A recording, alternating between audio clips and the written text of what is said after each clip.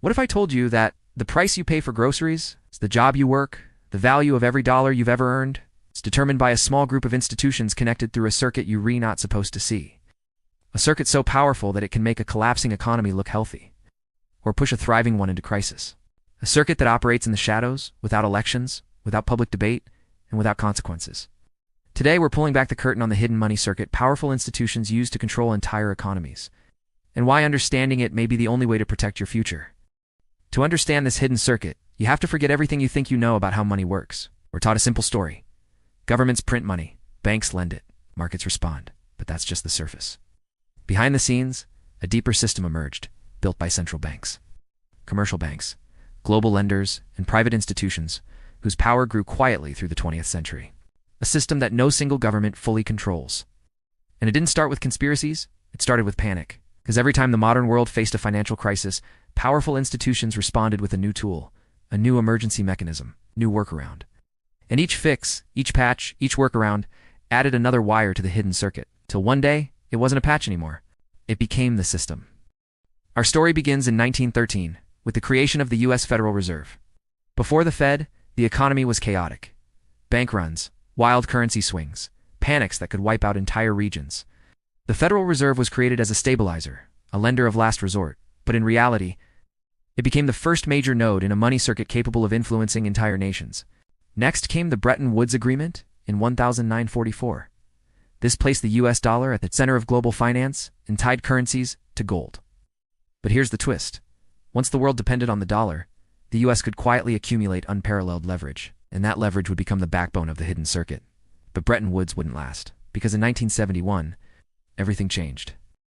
Nixon closes the gold window temporarily, but that temporary move became permanent.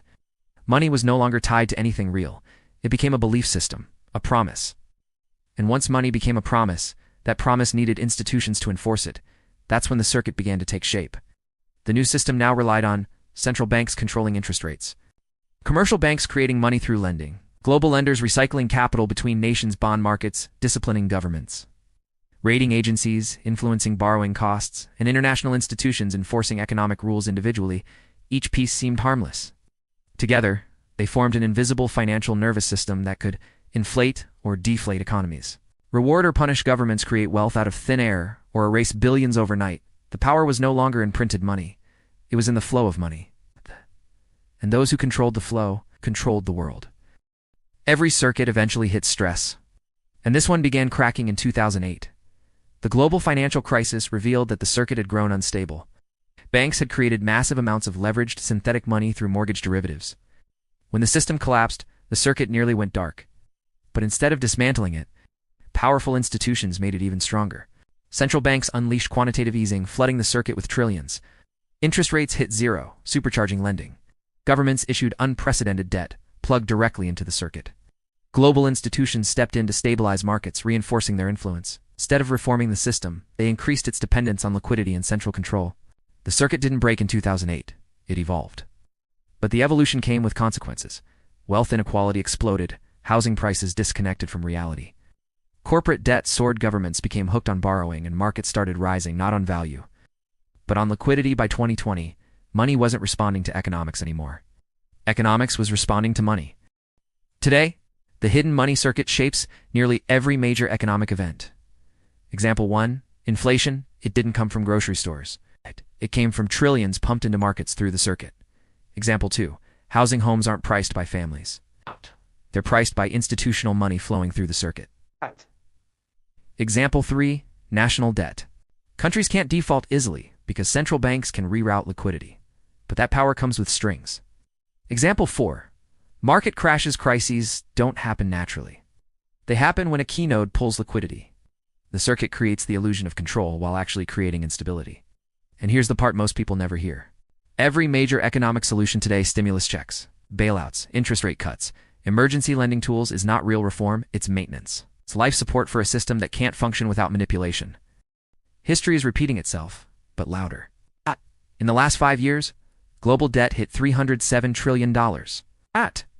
Central banks injected more money than the previous 50 years combined. Housing became unaffordable for over 60% of young adults in major economies. Nations are facing currency crises at a pace not seen since the 1980s. And yet, markets still rise. Asset bubbles still grow. Governments keep borrowing. Banks keep lending more than they actually have, because the circuit won't allow collapse. And the institutions controlling it can't afford to unplug it. But every time they push the system further, the next correction becomes more dangerous. Next emergency becomes harder to control. And the circuit becomes less about economics and more about power. The financial system isn't broken. It's designed this way. The circuit was built through decades of emergency measures, power grabs, and backroom deals. Its purpose is stability. But its effect is control. 2. Crises aren't random. They are circuit resets. Every crisis strengthens the institutions plugged into the circuit, giving them more tools, more influence, and more justification. The illusion of choice hides the real flow of power. Governments, banks, markets, they appear separate, but they're tied together by the same invisible wiring. And that wiring decides everything. The hidden money circuit isn't slowing down. It's accelerating, influencing elections, reshaping markets, and determining the future of entire nations. And whether you realize it or not, you're already part of it. The only question now is this: will you understand how the circuit works in time to protect yourself? Or will you be one more person caught in its next reset? If you want deeper breakdowns like this, subscribe, hit the like button, and stay tuned. Because the next episode might reveal a piece of the circuit even more powerful than everything we covered today. Thanks for watching. Stay aware. Stay curious.